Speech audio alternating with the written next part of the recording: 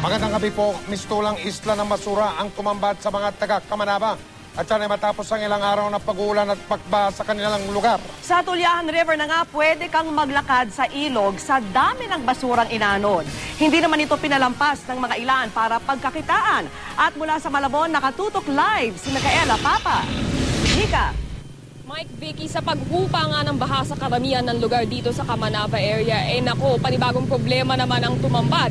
Ito nga yung gabundok na basurang naiwan. Matapos malubog sa baha ng halos 4 na araw, panibagong kalbaryo ngayon ng mga residente ng Valenzuela City ang paglilinis ng mga basurang iniwan ng baha. Mahirap po talaga, mahirap pong hawakan, maraming bote, maraming salamin.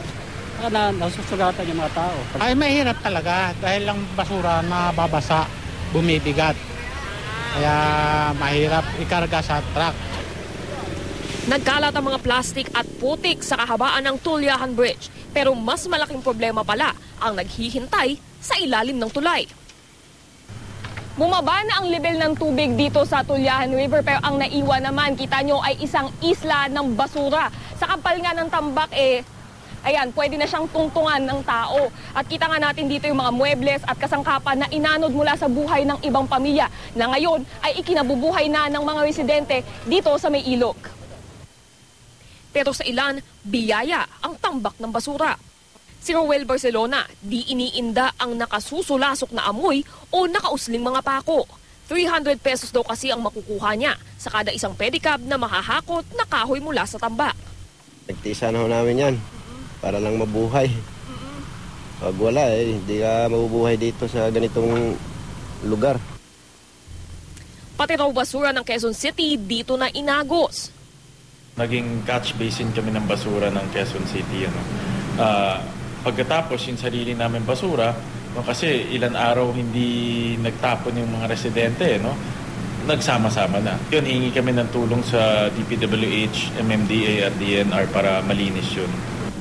Nadaanan din ng GMA News ang isang convenience store na ito. Basag-basag ang mga salamin at wala ng lamang paninda. Pila-pila rin ang mga nagpaparefill ng LPG. Sa Malabon naman, kahit maganda na ang panahon, lubog pa rin sa hanggang bewang na baha ang barangay Panghulo. Ito raw kasi ang isa sa huling daluyan ng Malabon River bago lumabas ng Manila Bay. Nagkakaubusan din daw ng pagkain sa mga tindahan. Kaya naman dito nagtungo ang GMA Kapuso Foundation upang mamahagi ng relief goods sa halos 200 pamilyang apektado ng baha. Vicky, nagsasagawa na nga ngayon ang pamahalaang lungsod ng isang massive cleanup drive, partikular na dito sa mga lugar sa tabi ng Tulyahan River. At sa kanilang tansya ay aabutin ng 7 araw bago tuluyang malinis ang lungsod ng Valenzuela. Vicky? Alright, maraming salamat sa iyo, Micaela Papa.